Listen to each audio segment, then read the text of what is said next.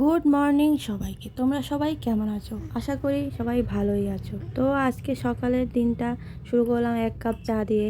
তো সকাল সকাল মেঘলাময় আকাশ ছিল। চা খেয়ে বড় মেয়েকে স্কুলে দিয়ে আসতে গেলাম। বড় মেয়েকে স্কুলে দিয়ে এসে ফটাফট রান্না বসিয়ে দিলাম। আজকে রান্না করলাম রুই মাছের ঝোল আর পুঁই শাক ডাল দিয়ে।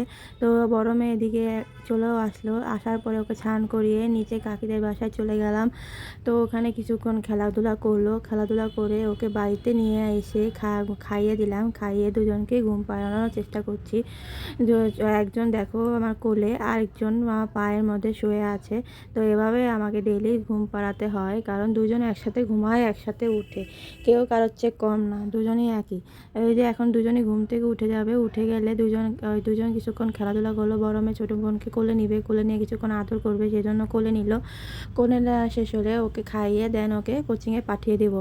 এরপরে দেখলাম বাইরে পুরো বৃষ্টি হচ্ছে, সেজন্য জানলা আটকিয়ে দিলাম। সন্ধ্যাও হয়ে গেছে, মশা পোকামাকড় আসে, সেজন্য জানলা আটকিয়ে দিলাম। এরপরে এক কাপ চা করে নিলাম, চা আর বিস্কিট খেয়ে নিলাম। খেয়ে দিয়ে বিস্কুট খেলাম। এদিকে বড় মেয়েও চলে আসলো, ওকে সিঙ্গারা দিলাম। সিঙ্গারা তালা কাকু ওকে দিয়েছে, ও সিঙ্গারা খুব খেতে পছন্দ করে। তো সিঙ্গারা খেয়ে ও নিচে দাদার বাড়ি চলে গেল।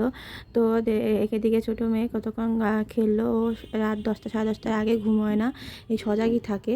তো খেললো। রাতের বেলা ওর মেয়ের বাবা আসার সময় আমাদের জন্য ফ্রাইড রাইস আর চিকেন কষা নিয়ে আসলো। সেটা দিয়ে রাতে ডিনার কমপ্লিট করলাম।